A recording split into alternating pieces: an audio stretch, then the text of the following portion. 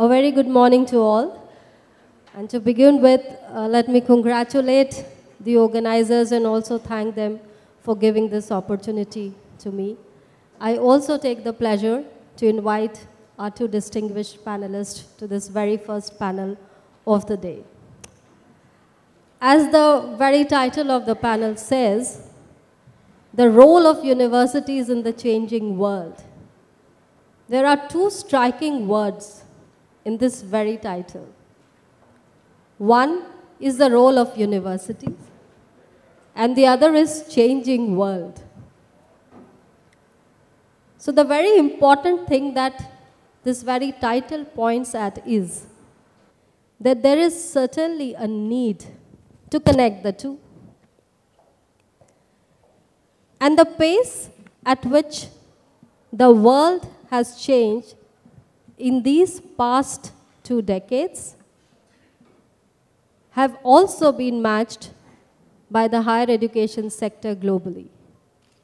Not just the pace, but also the nature in which both have undergone a transformation.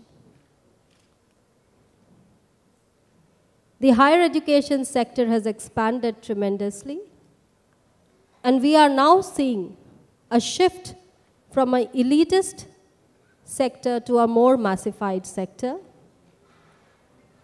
There is greater participation from people from diverse backgrounds, race, ethnicity, caste, gender, all finding greater places, occupying greater places in the higher education sector, but alongside bringing in the challenges of discrimination, a more equitable and equity-based environment in the campuses.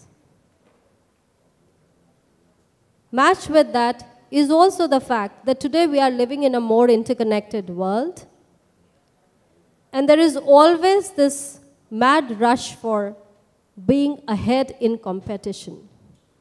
In a more open economy, we are all talking about greater performance, greater efficiency, and greater competition. And this has not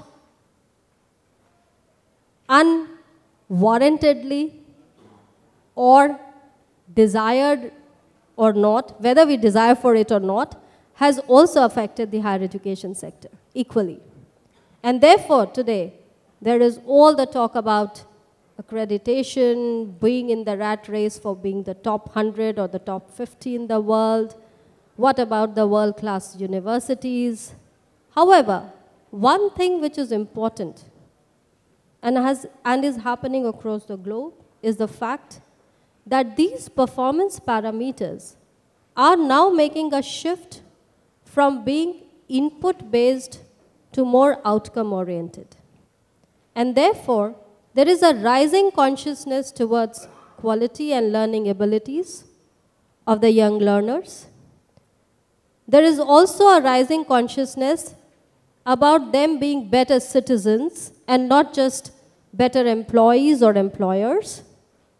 So it is not just about helping the youth to transition from education to the places of work, but also how effectively they are being able to contribute to the betterment of the society and not just the economy.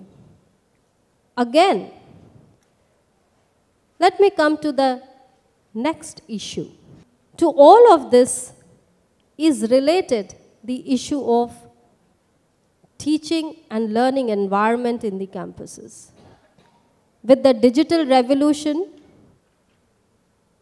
happening at its own pace, the entire methodologies of teaching and learning are also undergoing a sea change.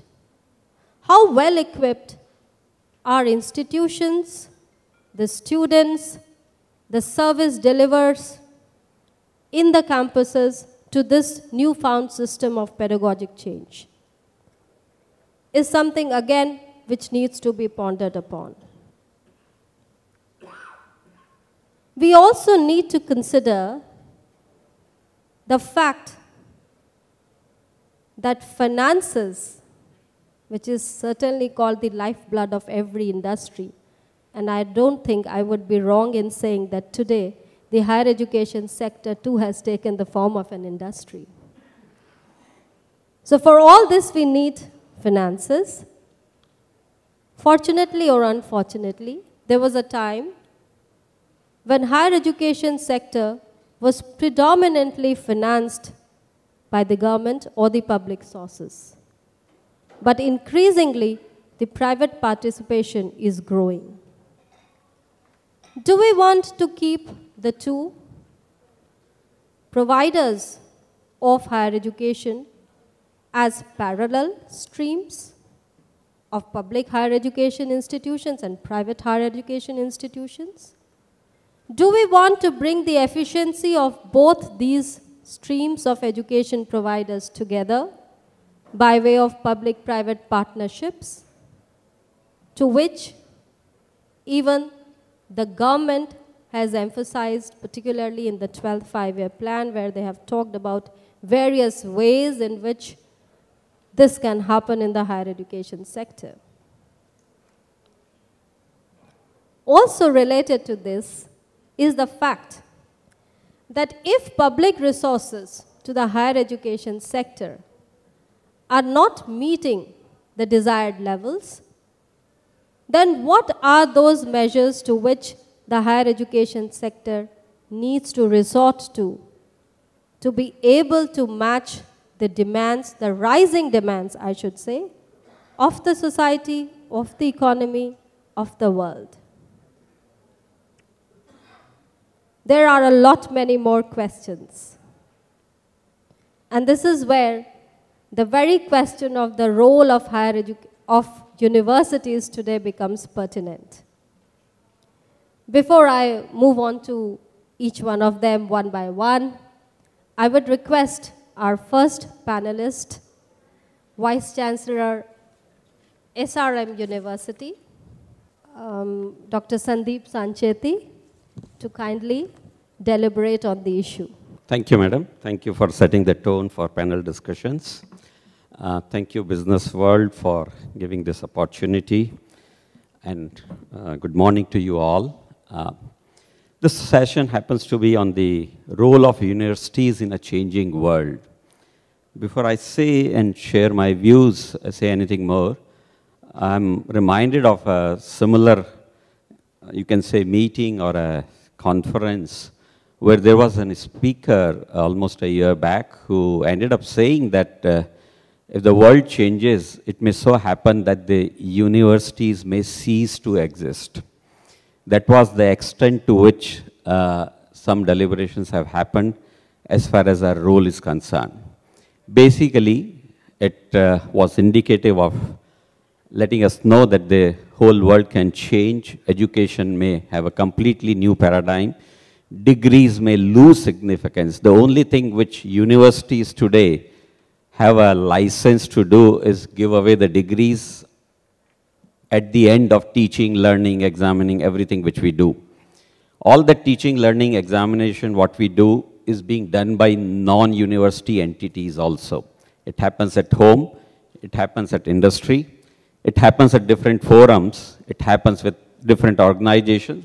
They may be very ordinary, but it happens that teaching, learning happens even in the coaching institutions. So the only difference we have is that we are able and licensed to give the degrees, and who knows, that may be questioned, that may also change, because ultimately in the end, in the new world or the order of the world, we may not need degrees, we may need only the skills and the capabilities and are able to deliver the results. So that may be the extent to which the whole thing can go. Friends, I may not have answers to many things because pondering in future is good, but predicting future may be something difficult. I will only possibly say that what might be the challenges we would face, which will have to be seen by us collectively, and we'll have to sail and swim together in that particular journey. So in my opinion, in the changing world, the universities will have huge amount of change, which anyway is being happening now, as many of us are deliberating upon many issues of teaching, learning, in particular in the form of the way we used to teach 10, 15 years back in terms of content delivery, the things have completely changed. Content need not be delivered. Content is available at the stroke of a button. Content is available from 10 sources at a stroke of a button. Content is available in the best possible form in which you want compared to a classroom content delivery. And therefore, if that fundamental changes, probably everything else can also change. So in my opinion, in the coming times, or maybe next, maybe less than a century, you can say that all these changes are going to happen, which I'm going to probably share about. Number one, initially, I would say that rather than being a university being a provider of the knowledge, we will make ourselves or make our clientele or stakeholders enabler of the knowledge. That means they'll be able to generate, they'll be able to assimilate, they'll be able to disseminate, and this will be a complete cycle. You can add few more words to this, and they'll be able to do their part in every part of the cycle, and they can break the cycle from anywhere and make an entry. You can become a teacher where the information is already available, you become a provider, then you become a researcher, so you generate something, and then you facilitate certain things, you become an enabler, and so on and so forth. And therefore, simply providing information and knowledge you will become the enabler of the knowledge. You will certainly become what you are currently is more of a real thing or a physical thing.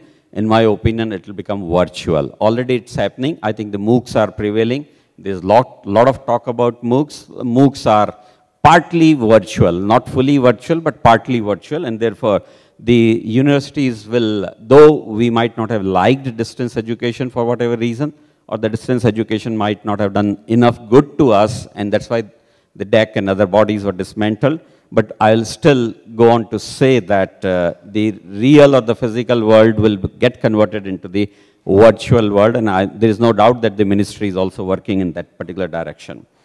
We are accustomed to the education, which is an education which is given at a point of time and point of place, that is physical, that come to my university for a research, you'll have to be sitting for at least a semester in my institution, do certain courses, and after that, I may allow you to carry on with your research if there are facilities existing outside. That means the point of time and the point of place are very important. Now it's going to be any time or any place. That's the change. You may be sitting here in India and you might be enrolled for a research PhD or degree of like that nature in US or anywhere, and you can work anytime, and the physical contact possibly would not be needed. Once again, in a standard mode, teaching learning would change from standard mode to any mode. When I say any mode, it can be physical, it can be the video-based, it can be the web-based, it can be any other based model which will be there. Similarly, the education will become more easy in terms of crossing the boundaries because the language barriers will go. So rather than being traditionally what we call unilingual or bilingual kind of a mechanism which is followed in India, it will become multilingual. People across the domain can teach easily. A Japanese professor would be able to teach us here in India and vice versa, even if we don't know each other's language or there is no common language between us. So once again, the language barriers will go. Similarly, the nature of education, as you know, as was being said in the morning by other experts, it will not be limited to a national or regional needs or regional focus, because our students are going to be employed by world over, and hence it will become universal or global, whatever way you understand. Essentially speaking, right now the education is under what we call a cover. When I say cover is a term I'm using primarily because when we teach a student, we start from day one, take them to 40th lecture and say, oh, I have covered the syllabus. That's the prime duty a teacher used to do some time back. Today the duty will completely change. The duty is not to cover the syllabus, duty is to uncover the subject or the interest in that particular subject. And when you uncover, they will keep exploring more and more, and that is what we want. So that philosophy of covering something and say, I have delivered something is not. It is to uncover and say, hey, you need to study more and continuously is what is going to be the teaching learning, in my opinion. I would say that there will be lots of change related to this, what I have said. And number one would be I will say that the education will become multiple entry, multiple exit. You can call it me, or may, whatever you can call, multiple exit, multiple entry. And like you accumulate experience and claim your worth, and you say, I become vice chancellor because I have 20, 25 years of experience doing this, that, probably you can do similar things. I can do something in diploma studies, I can do something in management studies, I can do something here and there, and I'll say that I've accumulated this much of credit or this much of knowledge, and therefore I'm capable of something, and therefore degree may not be needed, as I was saying. So it will be a free-flowing credit, free-flowing knowledge, free-flowing understanding of what you know and are capable of, rather than that just one stamp with one signature or two signature by registrar and vice chancellor saying that you have a degree. So degree centricity would be less, is my opinion. And when degree centricity becomes less, I will possibly say that you tailor your own degrees will be the feature. It's like designer's degree, if you can so call it, is what will be in vogue or in fashion in future, that you design a combination of music, maths, and economics and make your own degree. You want to call it BSc or BCom or BBA or BS, whatever, BE, BTech, it doesn't matter. But you will tailor your own degree, is my opinion on this particular subject. That means it will become truly student-centric, and it will be, the tailoring of degrees will be in the hands of the customer and not in the hands of the people who are doing it or delivering it. I am an engineer. I've served many government institutions and also the private in the last 5 to 6 years. And from the engineering standpoint of view, if I can give you an example, that's my thought. That's not necessarily true, but there are provisions already existing for that. That engineering, probably when it started from one origin, and it had some commonality between all engineering branches. Today it is not so. We are divided into too many verticals. Even verticals like computer, IT, software, which have a lot of overlap, are divided by certain boundaries. I'm imagining that the engineering degrees will become branchless. Engineering will become interdisciplinary or highly interdisciplinary. I'll just give you 2 or 3 examples. The automobiles, which were complete the domain of maybe automobile or mechanical, possibly will go to electrical, possibly will go to electronics and computing, because 50% of the investment in electrical cars or guidance would be in that domain. Possibly will go to chemical engineering, because it will be a lot depend on the battery technologies which will be there, and maybe a little bit on mechanical as well, because there will be moving parts which are there. The same goes to robotics. Robotics is probably everywhere. The same goes to the Internet of Things, which is going to be very big. It's not any engineering domains proprietary that they claim that IoT belongs to them or robotics belongs to them.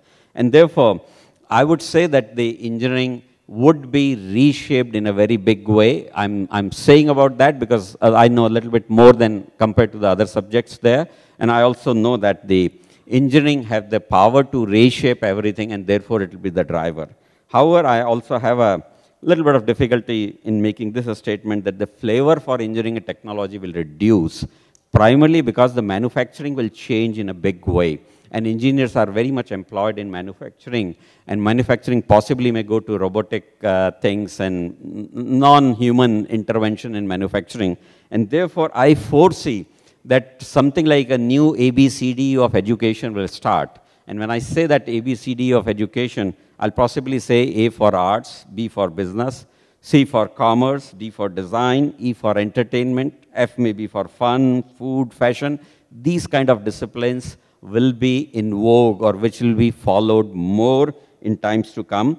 That is basically because our society is going to be service oriented, not manufacturing or production oriented.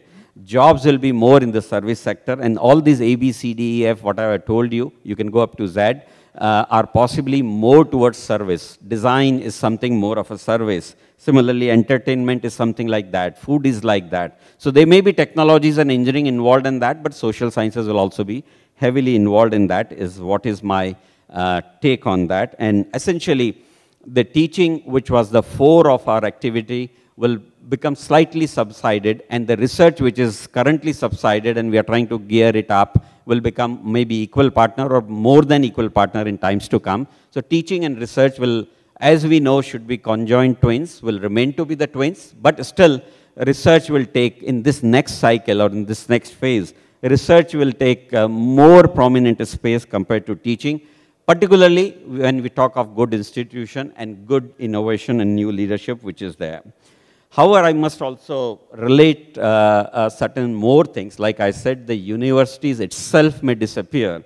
I must say that I have heard in similar conferences that the world would be without internet in times to come. Internet may also cease to exist.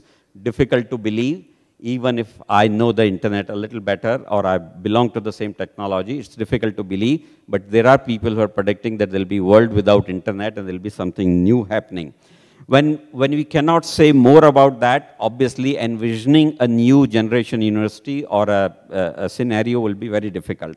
Similarly, all of us claim to have 5 senses. The 6th sense was developed by an Indian called Pranav Mistry, which obviously can read your mind and can guide you with something more than what you normally see through your eyes and senses and other things. But who knows, there can be 7th sense also coming. When such things will happen in future, the shape of education will also change because we know that the technology has that power to change. I would also say that why only talk about internet and 7th sense or whatever human beings? There are predictions. Way back in 1983, I have seen a movie which at that time was called Android, and that movie had a system which was foreseen at that time that a person would always be embedded with a chip, and it will be always be asked to do the pre-programmed functions, whether it can be that he can act as a teacher or he can act as someone else. That all can be pre-programmed by doing a minor operation and putting a chip inside the mind. And therefore, if that happens, all of us will be very knowledgeable because that chip can be inserted. The internet can be sitting right there inside your mind.